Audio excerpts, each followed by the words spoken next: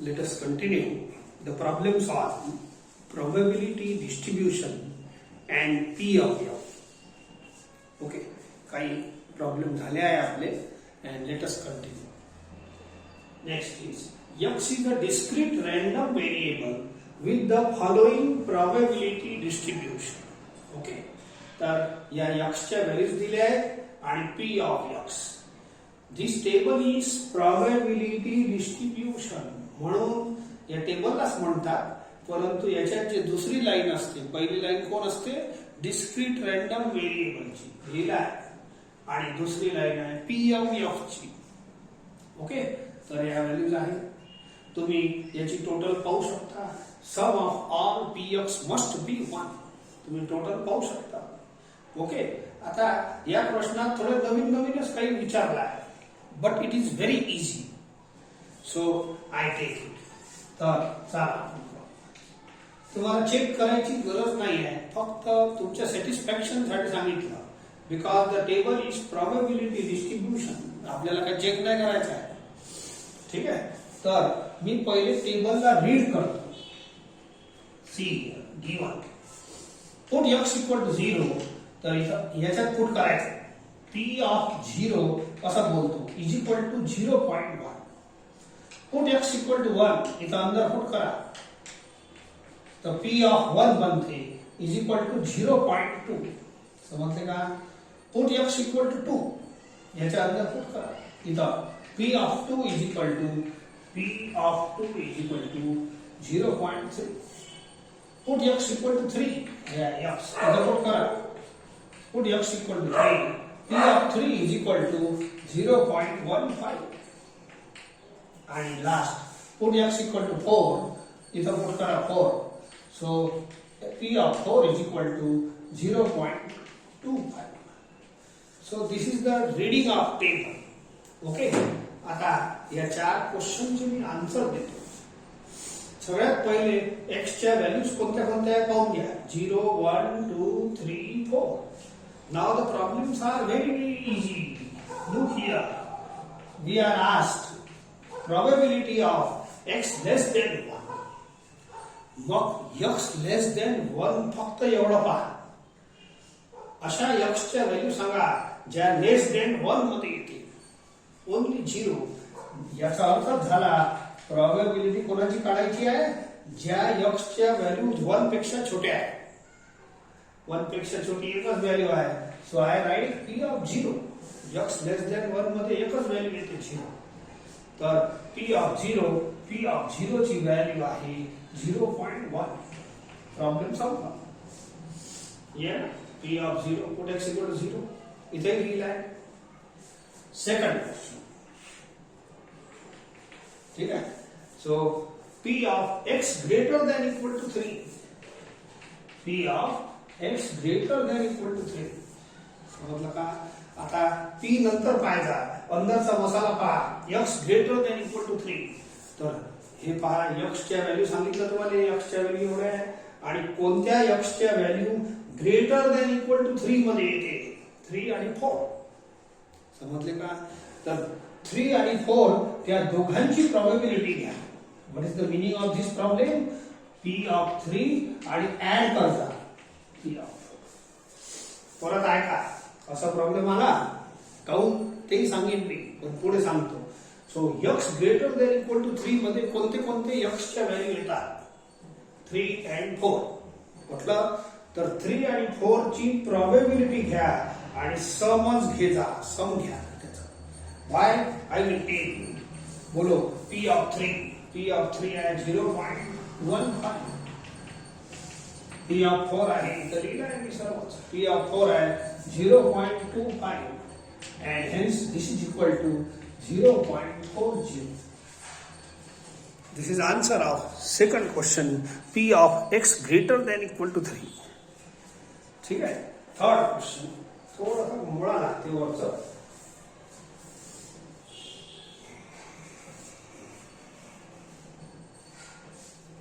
दिस third हे विचारलं एकदम इझी आहे. P of 1 less than x less than 4. तुमचा पहिला टार्गेट आहे अंदरचा मसाला.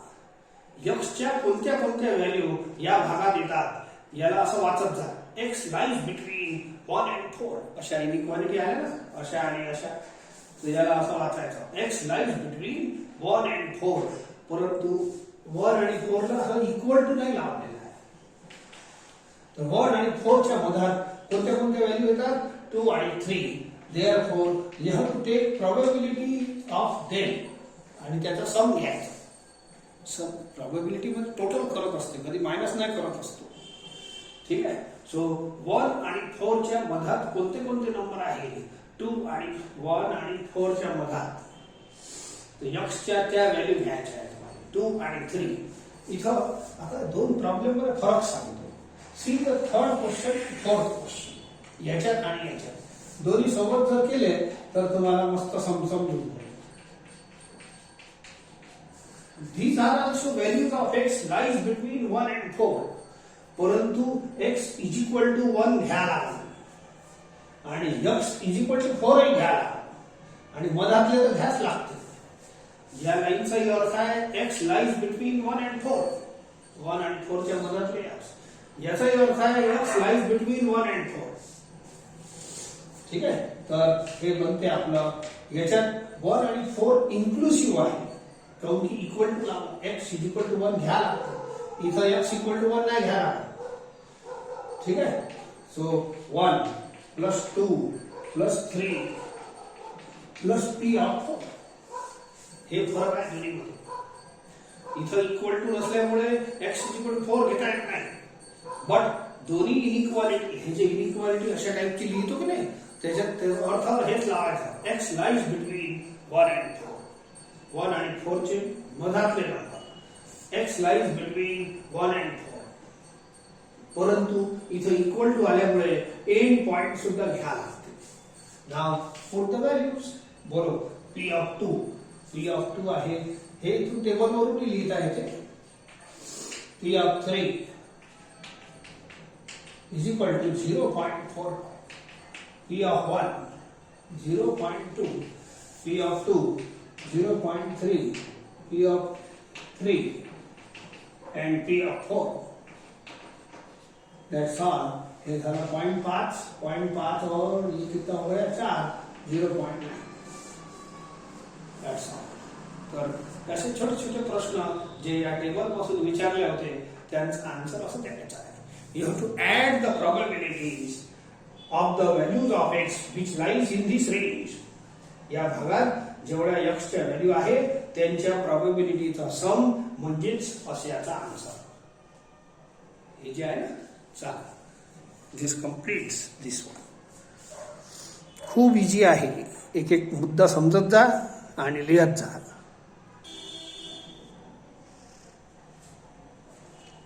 For the following probability distribution of x, या टेबलला त्यांनी काय म्हटलं आहे? Probability distribution of x. What is probability distribution? Table मध्ये x ची लाईन असते आणि p ऑफ x ची लाईन असते आहे, परंतु त्याच्यात अननोन k आहे. असू द्या ना, पण तो टेबल आहे प्रोबॅबिलिटी डिस्ट्रीब्युशन ऑफ x. याचा अर्थच हे PMF होय. अरे प्रोबॅबिलिटी डिस्ट्रीब्युशनचा अर्थच आहे हे PMF आहे. आणि PMF चे दोन प्रॉपर्टी काल आपण फुल प्रॅक्टिस केली आहे. What are the, which are the two properties?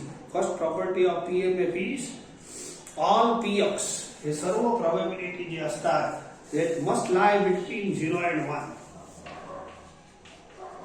हे आहे प्रॉपर्टी ऑफ PMF आणि सम ऑफ ऑल प्रोबॅबिलिटी इज 1. तर हे प्रोबॅबिलिटी डिस्ट्रीब्युशनचा टेबल आहे म्हणून हे PMFच आहे. आणि सम ऑफ ऑल प्रोबॅबिलिटी किती राहणार? 1.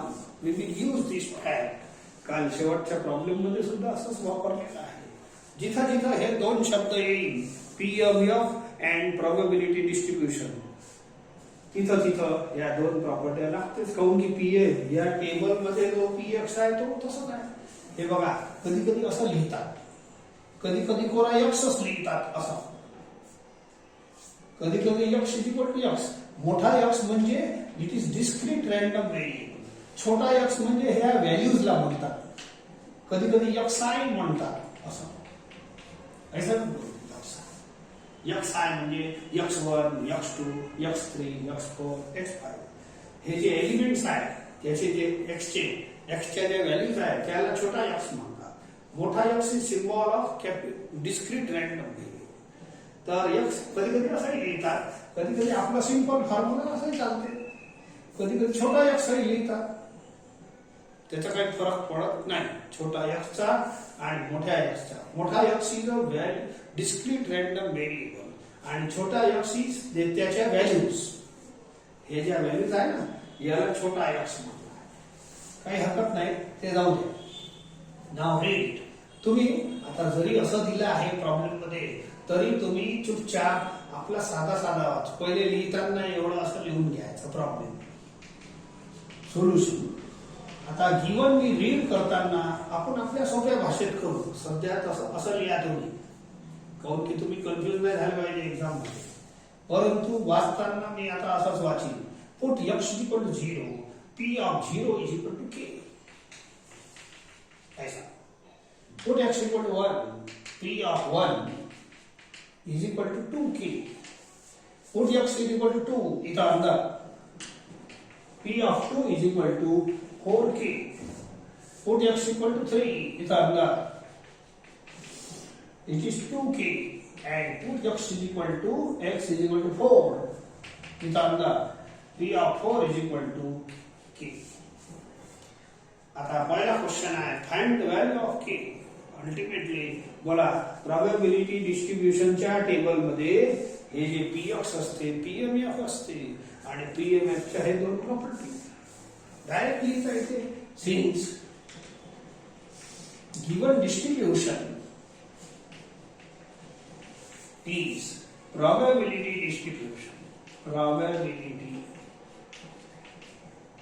Distribution therefore sum of all px is 1. असं काऊन लिहिलं? काऊन की प्रोबॅबिलिटी डिस्ट्रीब्युशन मध्ये pmf असतेच. किंवा असं लिहिता येते since given px is pmf. काऊन की प्रोबॅबिलिटी डिस्ट्रीब्युशन मध्ये हे pmf असते. चला घ्या सम, यांचं सम घ्या लागते. कोणी सुटलं नाही पाहिजे. p of 0 plus p of 1 plus p of 2 plus p of 3 plus p of 4 is equal to 1. ठीक आहे. बोला p ऑफ 0 किती आहे? k. इथून लिहिता येते k plus 2k plus 4k plus 2k plus k आणि हे जे व्हॅल्यू लिहिली आहे त्याचाही वापर करता येते. चला बोला 3 4 7 8 9 10. 10k is equal to 1.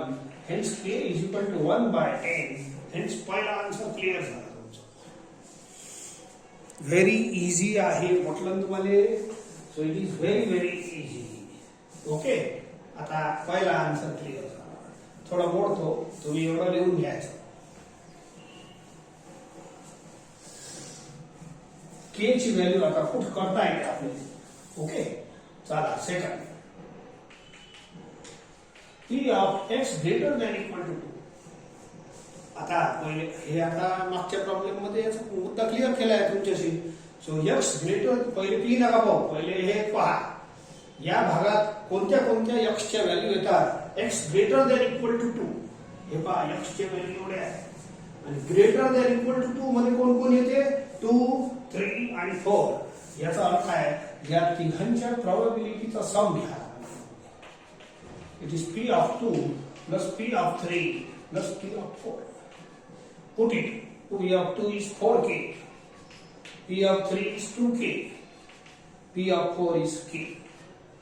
Solve 7k 7 upon 10. k ची व्हॅल्यू 1 बाय 10 आली होती. आन्सर तर लिहाच लागणार. ठीक आहे. चौ तिसरा सर्व सारखेच आहे. p of x less than 3. आता अशा x च्या व्हॅल्यू शोधा जे लेस देन 3 आहे. 3 पेक्षा छोट्या. इक्वल नाही पाहिजे. इथे इक्वल होता म्हणून 2 घेतलं मी. x is equal to 2 inclusive घेतला. इथं इक्वल टू च्या साइन नाही आहे. x is strictly less than 3. 3 पेक्षा छोट्या व्हॅल्यू आहे 0 1 2. तर यांच्या प्रोबॅबिलिटीचा सम म्हणजेच हे x लेस देन 3 ची प्रोबॅबिलिटी. ठीक आहे. सो p ऑफ 0 आता हे सम का घेतो याच्या पुढच्या मुद्द्यात क्लिअर करेल. P of 0 is K, it is 2k आणि it is 4k, total is 7k. Again it is 7/10. Last है p of x less than equal to 1. x less than equal to 1. चौथा, तर x less than equal to 1 मध्ये कोणत्या कोणत्या value येतात? 1 बी आहे ना, x is equal to 1 आणि त्याच्यापेक्षा छोट्या आहेत म्हणजे p of 0 plus p of 1. Bus simple आहे. k plus 2k is equal to 3k and hence it is 3/10. k ची व्हॅल्यू आहे 1/10. Problem over.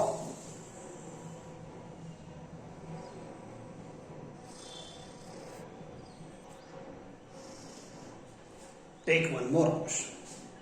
A random variable x has the following probability distribution. असा आहे probability distribution table आहे. So probability distribution हे शब्द आला की तुम्हाला सांगितलं आहे हे PMF राहील आणि PMF च्या दोन कंडिशन आहे. त्यातली सेकंड आहे सम ऑफ ऑल प्रोबॅबिलिटीज 1. तर हे ज्या प्रोबॅबिलिटी आहे यांचं सम 1 राहीनच because it is PMF. Question नंतर करता येते, हे रेग्युलर क्वेश्चन चालू आहे. ओके, सो चला सोल्युशन. पहिले गिवन लिहितो. हे गिवन जरूर लिहिता. Put x equal to 0, p of 0 is 0. Put x equal to 1, p of 1 is equal to k. Put x equal to 2, हे रीडिंग आवश्यक आहे. p of 2 is equal to 2k. Put x equal to 3, इथं p of 3 is equal to again 2k.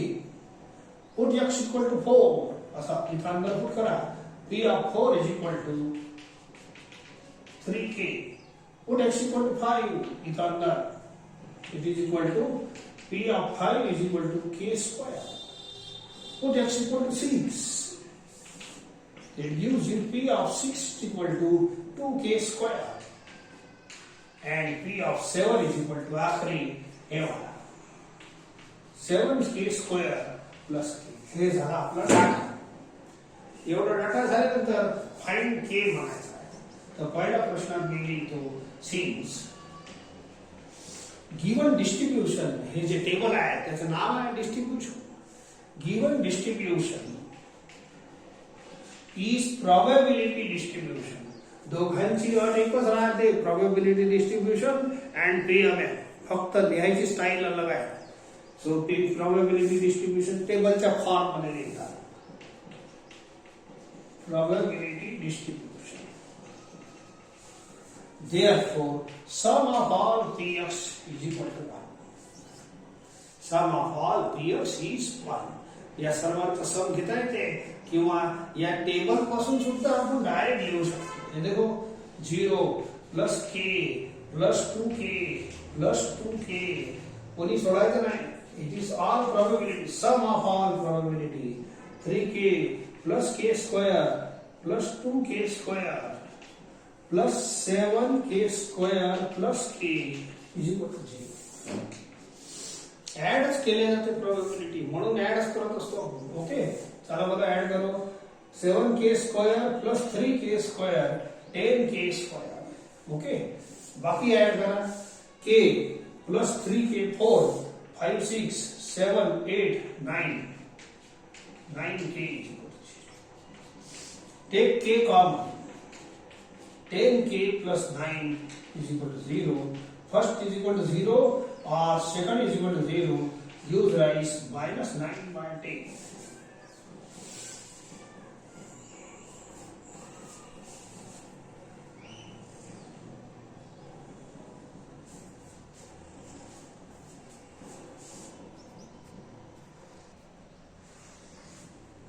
या problem मध्ये थोडा हे काय के negative यायला नाही पाहिजे.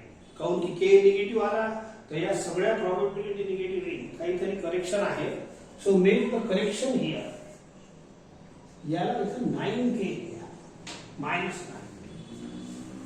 हे जे शेवटचं आहे ना p ऑफ मिस्टेक आहे प्रॉब्लेम मध्ये. So I am correcting.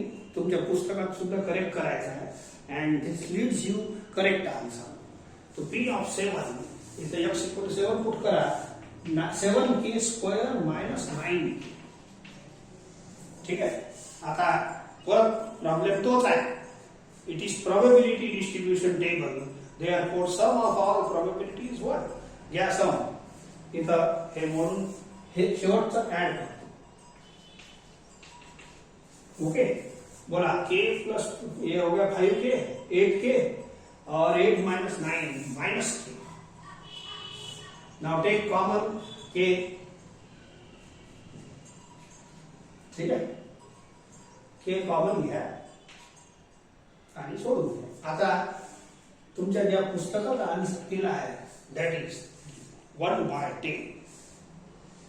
तर इथं थोडंसं करेक्शन केल्यावर या प्रॉब्लेम सोडवा आहे म्हणून छोटीशी मिस्टेक जी झाली आहे ते बरोबर करेक्ट करा. This gives you this answer 1/10. Product of 2 is 0. First is 0 second is 0. k is equal to 0 reject करा लागते. k is equal to 0 reject करायचं. काऊन की जर मी या प्रोबॅबिलिटीच्या सेकंड लाईन मध्ये k च्या जागी 0 0 0 0 लिहिलं तर सर्व झिरो होऊन जाईल. बोला and sum of all probability किती यायला पाहिजे 1. तर सर्व झिरो आल्यावर आपलं काम जमणार नाही. म्हणून k is equal to 0 reject करा आणि हे सिलेक्ट करा. बस this is the first answer. ठीक आहे. इथं लिहिण्यात लागतच. Reject k is equal to 0 as it gives sum of all probability 0. म्हणून रिजेक्ट करा. हे सम याचा पूर्ण सम 0 होऊन जाईल आणि हे राउंड होऊन जाईल. therefore k is equal to 1/10 is correct answer. आता सेकंड थर्ड फोर्थ आपल्याला सहज बोलता येईल. p of x is less than 3. तर x च्या कोणत्या कोणत्या व्हॅल्यू लेस देन 3 मध्ये येतात. 1 2 3 0. p of 0 plus p of 1 plus p of 2. Bus p of 0 आहे 0 plus k plus 2k. Okay it is 3k. hence it is 3/10. k ची value put करायची. हे करता येते. x greater than 4.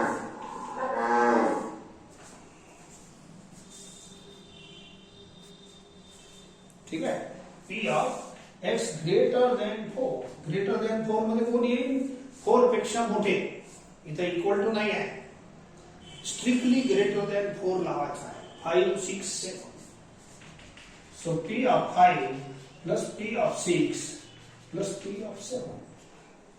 p of 5 किती आहे k स्क्वेअर. p of 6 आहे 2k square और p of 7 आहे 7k square minus 9k. Now अच्छा 7k square plus 2k square plus ये हो गया कितना 10k square minus 9k. k ची व्हॅल्यू पुट करता येते किंवा कॉमन घेऊन घ्या. k 10k minus 9. Okay so k is 1/10. 10 into 1/10 minus 9.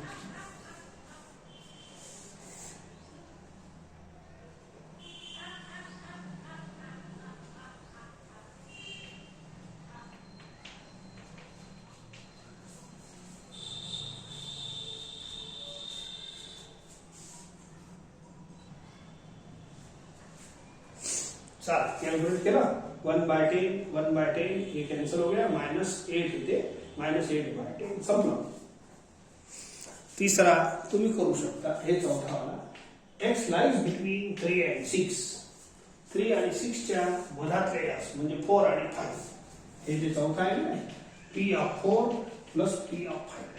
Bus p of 4 किती आहे 3k आणि p of 5 k स्क्वेअर. तुम्ही k पुट करू शकता. 3/10 plus 1/100. 10 स्क्वेअर आहे. So 100 is LCM. 10 30 plus 1 31/100. ठीक है. So this gets over again. आता एक नवीन टर्म शिकवतो, क्युमुलेटिव्ह डिस्ट्रीब्युशन फंक्शन, याला CDF म्हणतात. Cumulative distribution function. Suppose this is one example of आपला प्रोबॅबिलिटी डिस्ट्रीब्युशन आहे. याच्यात हे डिस्क्रीट रॅन्डम व्हेरिएबल आहे आणि हे PMF आहे, प्रोबॅबिलिटी मास फंक्शन. आता या टेबल पासून मी एक नवीन फंक्शन डिफाइन करतो. याचा सिम्बॉल राहील कॅपिटल Fx. कॅपिटल Fx याचं नाव आहे CDF, क्युमुलेटिव्ह डिस्ट्रीब्युशन फंक्शन. मग हे कसं बनते? क्युमुलेटिव्ह फ्रिक्वेन्सी ऐकलं असेल तुम्ही, एक्युमुलेशन होते याच्यात. फॉर एक्झाम्पल पहा माझ्या याच्यात बोला, हे आहे ना, हे पहिली वाली प्रोबॅबिलिटी तशीच लिहायची. प्रोबॅबिलिटीचा एक्युमुलेशन होते. मग दुसऱ्या ठिकाणी जेव्हा प्रोबॅबिलिटी लिहू ना, तर या दोघांचा सम राहील 0.1 प्लस 0.2 असा. तर हे Fx ची नवीन व्हॅल्यू एक्युमुलेट झाला. मग तिसऱ्या वेळेला इथं जेव्हा लिहू ना, तर या तिघांचा सम राहील 0.1 plus 0.2 plus 0.3 is equal to 0.6. Accumulation होत जाते, खर्च नाही करायचा, जमा करत जा. मग इथं जेव्हा लिहू की नाही, तर चौघांचा सम राहील 0.1 plus 0.2 plus 0.3 plus 0.2 is equal to 0.8. समजलं का? तुम्ही असंही करता येते. हा चला, केलं बरोबर. एक वेळ समजून घ्या. आणि इथं जेव्हा लिहू तेव्हा या पाचींचा सम राहील. ठीक आहे. मग मला सांगा, या चारचा सम तर झालाच आहे, इथं लिहायला एवढी जागा थोडी आहे. तर या चारचा सम झालाच आहे, 0.8 आणि हे ऍड करा 0.8 प्लस 0.2 वर येणार आहे. तुम्ही पाचींचा सम करून घ्या. सोप्या भाषेत परत ऐका. What is Fx? Capital F लिहायचा, छोटा F नाही. कॅपिटल Fx X चालते छोटा मोठा, X छोटाही चालते मोठाही चालते, पण F कॅपिटल पाहिजे. It is symbol of cumulative distribution function. हे नवीन कॉलम ऍड होते आपला रो. कसं बनते? Here probabilities are accumulated. खर्च नाही करायची, पहिली प्रोबॅबिलिटी तशीच लिहायची. मग दुसऱ्या याच्यात काय करायचं? या दोघांचा सम घ्यायचा. तिसऱ्या याच्यात या तिघांचा सम घ्यायचा. चौथ्या याच्यात चौघांचा सम घ्यायचा. पाचव्या याच्यात पाचींचा सम घ्यायचा. ठीक आहे. सो असं करता येते. सो देअरफॉर हे झाली तयार. हे जे नवीन रो तयार झाला याचं नाव आहे CDF, क्युमुलेटिव्ह डिस्ट्रीब्युशन फंक्शन. ठीक आहे. सो अशा पद्धतीनं तर हे टेबल आहे आपलं. हे प्रॉब्लेम मध्ये घेईन मी. तर असं टेबल विचारतात, फाइंड द क्युमुलेटिव्ह डिस्ट्रीब्युशन फंक्शन. तर तुम्हाला हे एक रो ऍड करायचा आहे. हे दोन तर दिलेच राहील. ओके. तर हे रो ऍड करून आपण तयार करू शकतो क्युमुलेटिव्ह डिस्ट्रीब्युशन फंक्शन. थोडस एक थिअरॉटिकल टेबल काढतो. त्यापूर्वी एक छोटीशी डेफिनेशन तुम्ही घेऊन घ्या.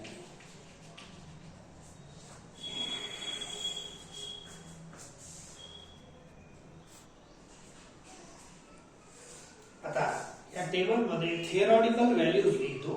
इथं X डिस्क्रीट रॅन्डम व्हेरिएबल घेतला आहे. याच्या व्हॅल्यूज एवढ्या घेतल्या. आपण मागच्या एक्झाम्पल मध्ये 0, 1, 2, 3, 4 घेतल्या होता ना. तर X च्या व्हॅल्यूज आहे X1, X2, X3, X4, Xn. ठीक आहे. P ऑफ X इथं काहीतरी नंबर आले होते 0.1, 0.2. त्याच्याऐवजी हे P1, P2, P3 प्रोबॅबिलिटीज आहे. हे त्याचे आन्सर आहे 0.1, 0.2, 0.3, 0.4 जे काही असेल इथं P आहे. हे पहिले दोन लाईन हे आहे PMF आणि हे आहे CDF. हे बघा. ठीक आहे. कॅपिटल F ऑक्सीचं सिम्बॉल आणि हे त्याची डेफिनेशन आहे. Capital Fx is equal to probability of X less than equal to छोटा x छोटा x is the value of मोठा x. चला पहा, हे कॅपिटल F आणि x छोटा मोठा चालते, F मोठा पाहिजे. ठीक आहे, दिस इज सिम्बॉल ऑफ CDF आणि हे त्याची डेफिनेशन आहे. हे हळूहळू समजून xi म्हणजे काय घेतलं, xi is this element xi असं कोणाला xi म्हणता येते. Okay, so see how to prepare. हे दोन लाईन तुमच्या प्रोबॅबिलिटी डिस्ट्रीब्युशन टेबलचे हवे. तिसरी लाईन आता नवीन बनवून राहिलो, याचं नाव आहे CDF. ठीक आहे, तर पहिली प्रोबॅबिलिटी तशीच लिहायची, दुसऱ्या कॉलम मध्ये हे दोन्ही ऍड करून लिहायचे, तिसऱ्या कॉलम मध्ये हे तिन्ही ऍड करून लिहायचे, चौथ्या कॉलम मध्ये चारही ऍड करून लिहा,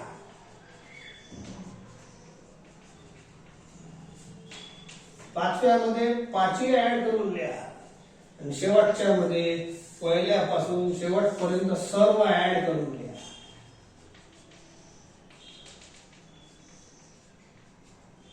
आणि तुम्हाला माहित आहे सम ऑफ ऑल प्रोबॅबिलिटी किती येणार, तर शेवटच्या याच्यात 1 येणार. शेवटचा जो अपेक्स असते 1 पेक्षा जास्त वाढणार नक्कीच नाही.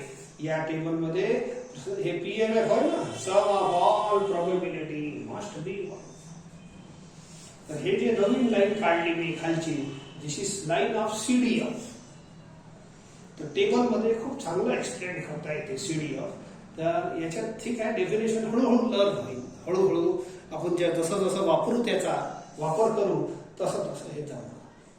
ठीक आहे, both the lines are same. छोट्या एक्सच्या जागेवर x आहे, हे छोटा x आहे. Write down. मग याच्यावर छोटे छोटे 2-3 प्रॉब्लेम घेऊ, जेणेकरून हे समजलं पाहिजे.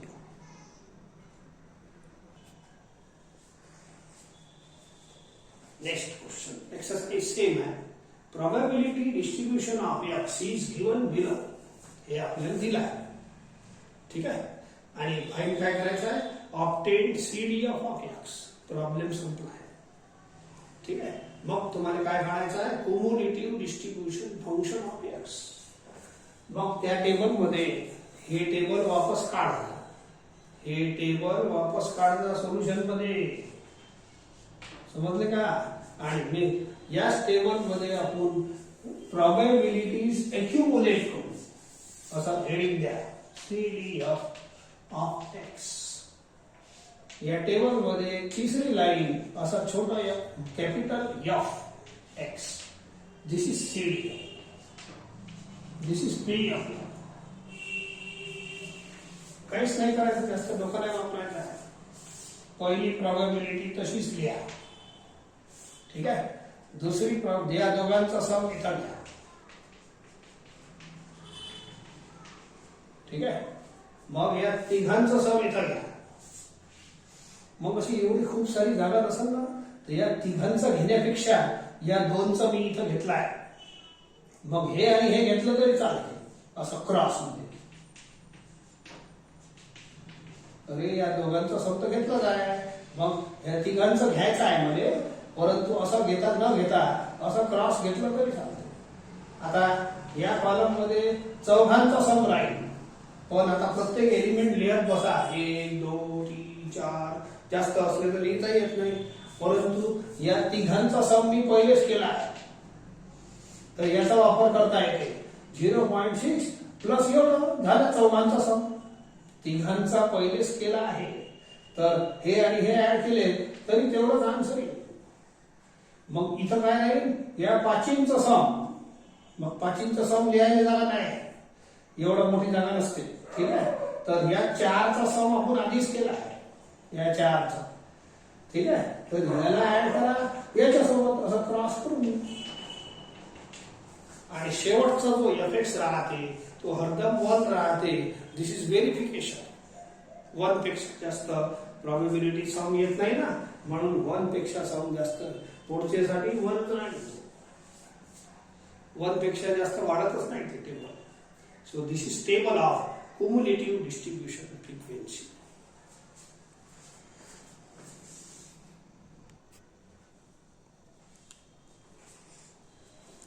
take one more question on CDF. The probability distribution of a random variable x is here. x च्या व्हॅल्यूज आहे, काही चिंता नाही. हे छोटा x की मोठा x काय नाही, आपला एकच x चालतो. कन्स्ट्रक्ट CDF चा हे सिम्बॉल आहे कॅपिटल Fx ऑफ x, आणि या काही व्हॅल्यूज काढायच्या आहेत ते आपण काढून घेऊ. ठीक आहे. So let us do it. तुम्ही पहिले प्रॉब्लेम लिहून घे जा आणि मग मी याच्यातच CDF काढतो. ओके.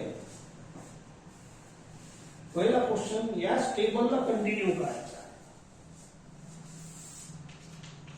First CDF.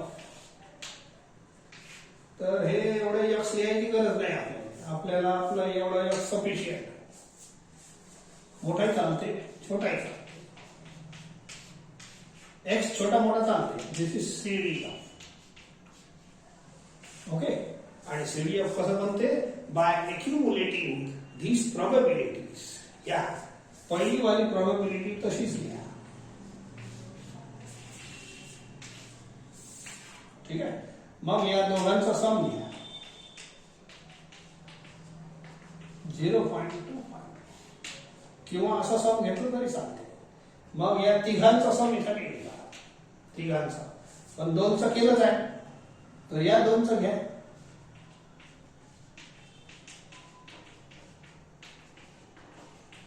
ठीक आहे.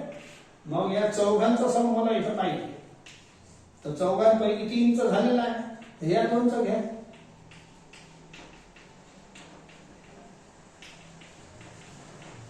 ठीक आहे.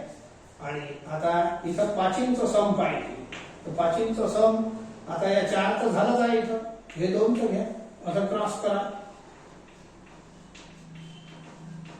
आणि शेवटचा आन्सर 1 असायचा. आता या टेबलला रीड करणं शिका. पहिले टेबल इज व्हेरी इम्पॉर्टंट. याच्यापासून खूप साऱ्या व्हॅल्यूज विचारतात. मी पहिले तुम्हाला रीड करून दाखवतो, मग जे आन्सर्स विचारले ते सांगतो. ईचं तर रीडिंग माहित आहे. हे जे x ची व्हॅल्यू आहे -1.5 इथं पुट केली तर -1.5 इज इक्वल टू 0.0.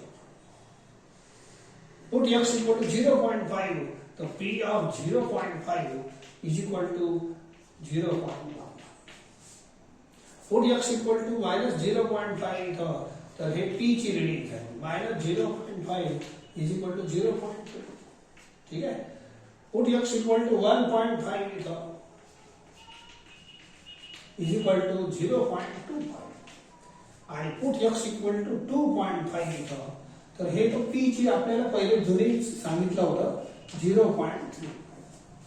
आता अशाच प्रकारची f ची रीडिंग वाचा. पुट x इक्वल टू -1.5 तर f of -1.5 is equal to 0.05.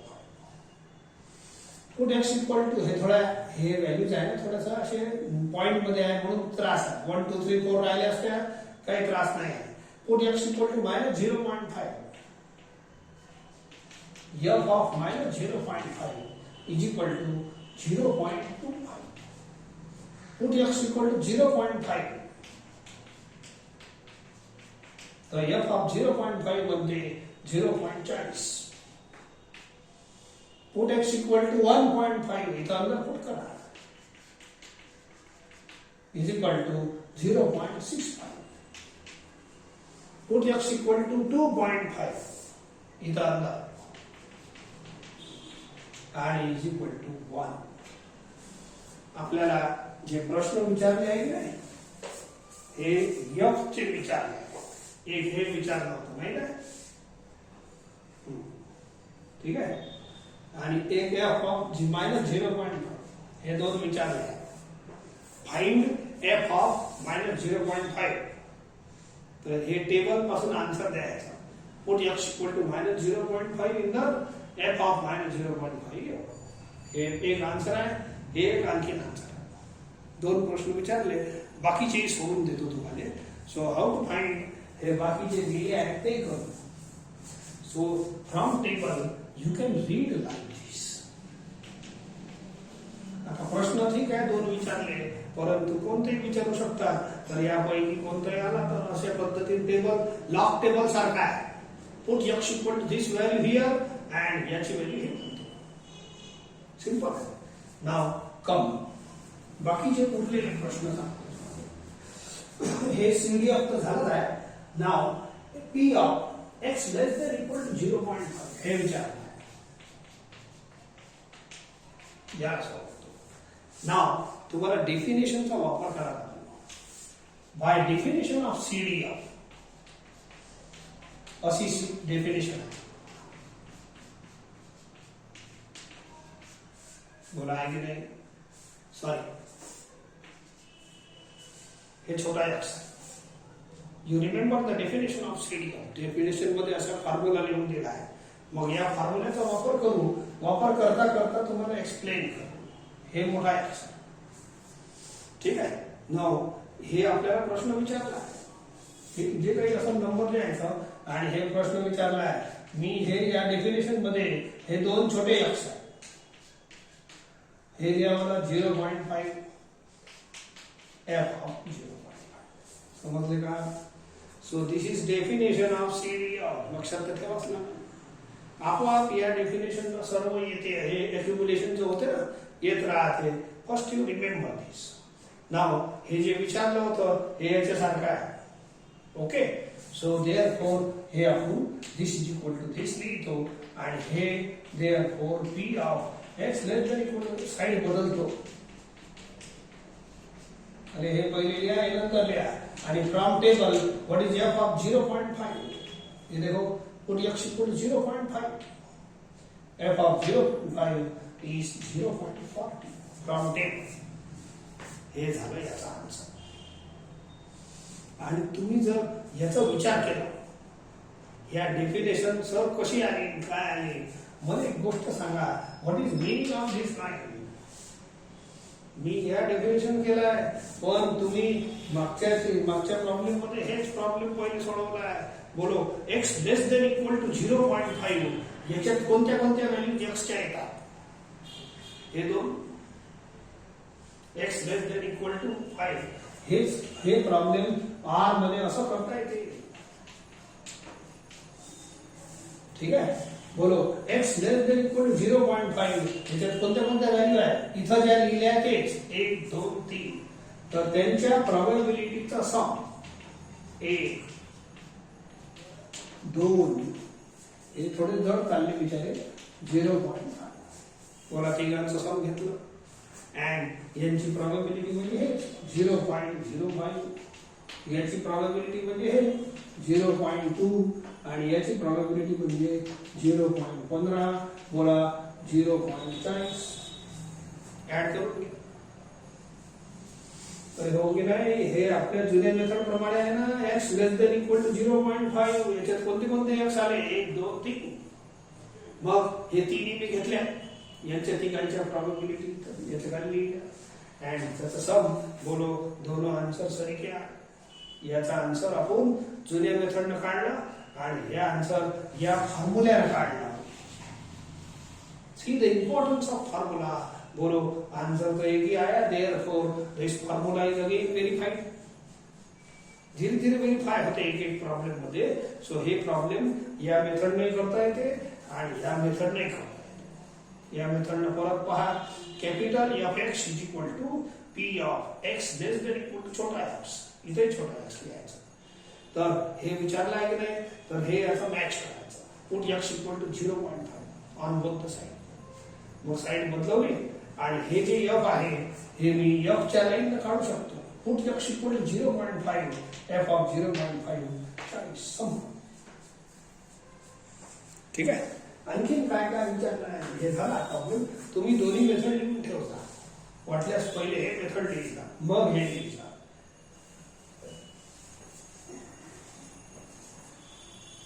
F of 2 विचारला आपल्याला. नेक्स्ट बस एवढं करू. थांबून इथं अंदर यक्स आहे. हे जे राहते ना, यक्स राहते. बोलो यक्स इज इक्वल टू 2 आहेच नाही, पण 2 इथं राहते माहित आहे तुम्हाला. या इथं वर जे नंबर आहे तेच आपण या टेबलला काढू शकतो. जे नंबर याच्या मधात आहे हे आहे, तर मग एफ ऑफ 2 साठी मी एक डेफिनेशन वापरतो. बाय डेफिनेशन ऑफ सीडी बरोबर F of X is equal to P of x less than equal to X. ठीक आहे. सो मी X is equal to 2 put करतो. X is equal to 2 put करतो. X is equal to 2. मला F of 2 काढायचा आहे. छोटा x is equal to 2. आता मला सांगा x less than equal to 2 याच्यात आपल्या कोणते कोणते एक्सच्या व्हॅल्यू येतात? X less than equal to 2 याच्यात कोणते कोणते येतात? 1 2 3 4. तर या चौघांचा सम घ्यायला लागेल आपल्या जुन्या मेथड प्रमाणे. प्रोबॅबिलिटी एफ तर इकडे सरकलं. आता प्रोबॅबिलिटी काढायची आहे. घ्या प्रोबॅबिलिटी ऑफ -1.5 प्लस प्रोबॅबिलिटीचा sum plus probability of 0.5 plus probability of 1.5. अरे मी हे नाही काढून राहिलो, आता हे काढून राहिलो.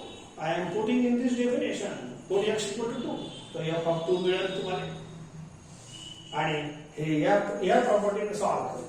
हे प्रोबॅबिलिटीची जुनी मेथड. हे या भागात कोणते कोणते एक्स येतात? 1 2 3 4 चौघांचा सम. आता प्रोबॅबिलिटीचा आन्सर घ्यायचा हे वाला प्लस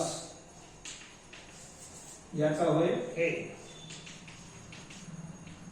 ठीक आहे. याचा आहे चौघांचा सम घेऊन घ्या. It is 0.65.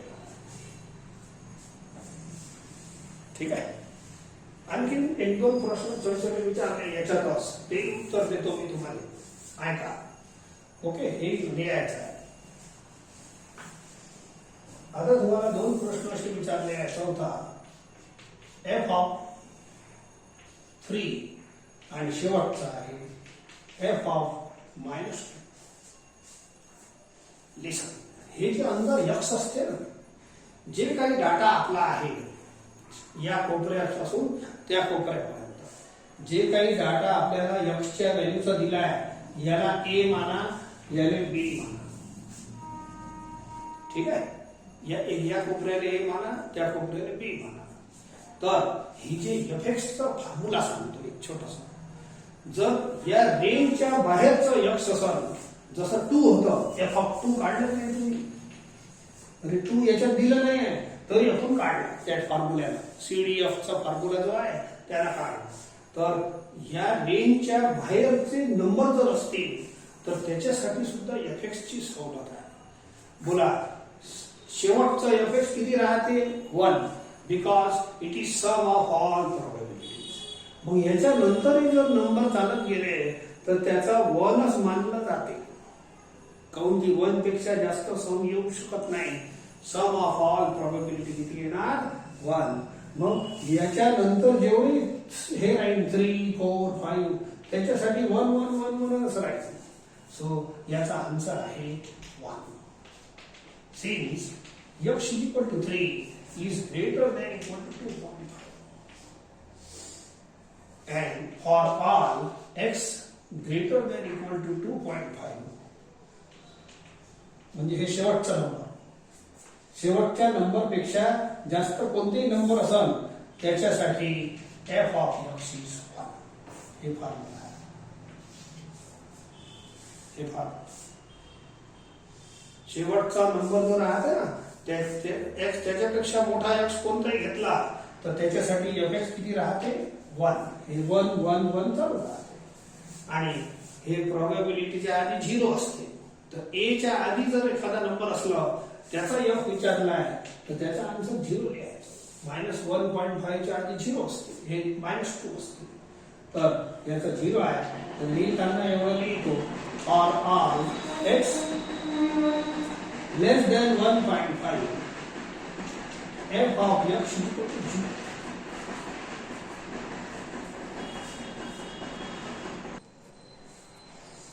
हे छोटासा फॉर्म्युला लक्षात ठेवायचा आहे. मधल्या नंबर साठी आपण काढला आहे आणि हे कोपऱ्यात जे नंबर राहील फक्त लक्षात ठेवा, खूप स्ट्रेस देऊ नका. तर या नंबरच्या बाहेरचे जे नंबर राहील टेबल मध्ये त्याच्यासाठी टी नाही सांगता येत, एफ सांगता येते. एफ इज 1 और x greater than equal to b, x greater than equal to b, f x is 1 आणि या नंबरला ए माना. याच्या आधीच्या नंबरसाठी एफ एक्स 0 मानलं जाते, मानलं जाते एक्स इज लेस दॅन, ठीक आहे. एफ एक्स इज 0, त्याच्या आधीची प्रोबॅबिलिटी 0 मानली जाते, काऊन की 0 पेक्षा छोटी प्रोबॅबिलिटी राहत नाही आणि 1 पेक्षा मोठी प्रोबॅबिलिटी राहत नाही, म्हणून हे संदर्भ असा घेतला जाते. So you have to note this also. चला, आता भरपूर झाला आज.